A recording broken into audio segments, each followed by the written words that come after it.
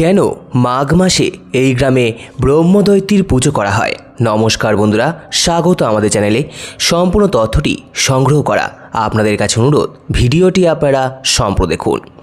বীরভূমে অনেকগুলো ব্রহ্মদৈত্যের মেলা হয় পয়লা মাঘ এবং দোসরা মাঘে। ব্রাহ্মণ সন্তানের অপমৃত্যু থেকে ব্রহ্মচারী বা ব্রহ্মদৈত্য অপদেবতার কথা সকলেই জানেন। তবে এই পুজোর উদ্ভব সম্পর্কে কোন ঘটনা আমাদের আত্মবিস্মৃত ইতিহাস বিমুখ জাতি মনে রাখেনি। ব্রহ্মডাঙ্গা শব্দটির মতো এখন আর এই দেবতার বা মেলার ইতিহাস জানা সোজা নয়। গোসাই এবং ধর্মঠাকুরের গুরুত্ব সাঁওতাল ও নিম্নকোটি বাঙালির মধ্যে কম নয়। অলৌকিক ঘটনা ও ভয়ভীতি থেকে এই পুজো হতে পারে। এই দেবতার কোনো মূর্তি নেই, মানতের ঘোড়া দেওয়া হয়। সুলতানপুরে বলির জন্য ছাগল নিয়ে আসা হয়।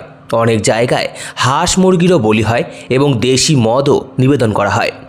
ব্রাহ্মণরাই পুরোহিত হন, কিন্তু পুরোহিত দর্পণে এই পুজোর রীতি নেই।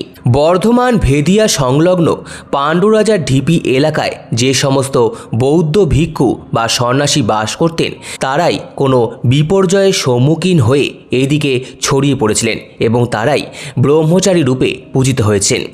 বীরভূমের নগরী অজয়পুর, পাড়ুই, পতন্ডা, মারকোলা এইসব গ্রামে এই পুজোর প্রচলন রয়েছে।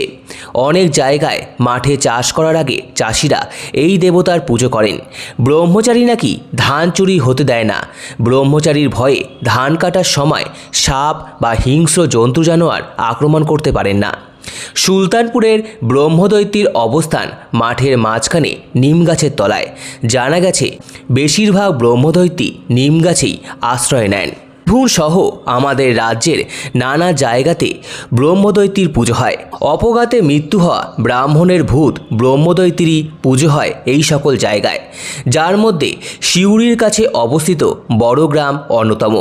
এখানে বহু বছর ধরে একটি প্রাচীন তেঁতুল গাছের নিচে ব্রহ্মদৈত্যের পুজো হয়ে আসছে। সারা বছর ধরে পুজো চললেও মাঘ মাসের প্রথম দিন এই ব্রহ্মদৈত্যের বিশেষ পুজো অনুষ্ঠিত হয়। সেই সাথেই মেলাও বসে। মাঘ মাসে বীরভূমের ময়ূরেশ্বর থানার ডেকা পঞ্চায়েতের ডেকা গ্রামের অদূরেই মাঠের মধ্যে প্রাচীনকাল থেকেই হয়ে আসছে ব্রহ্মদৈত্যের মেলা।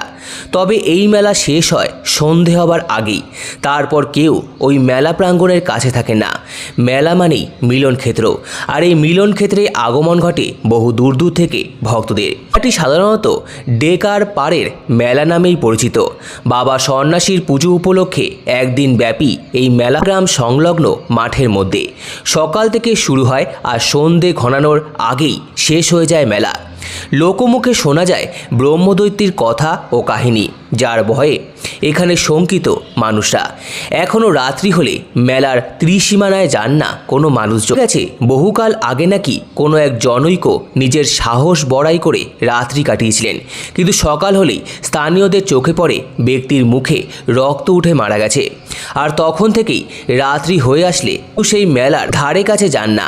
সকালে মেলার শুভ আরম্ভ করে সারাদিন চলে রমরমিয়ে বেচাকেনা, আর সন্ধ্যের আগেই শেষ হয়ে যায় এই মেলা। ভিন্ন গ্রাম থেকে কয়েক হাজার মানুষের ঢল নামে এই মেলায়। সম্পূর্ণ ভিডিওটি দেখার জন্য আপনাদের সকলকে অসংখ্য ধন্যবাদ। ভিডিওটি ভালো লেগে থাকলে লাইক, কমেন্ট, শেয়ার এবং চ্যানেলটিকে অবশ্যই সাবস্ক্রাইব করুন। ধন্যবাদ।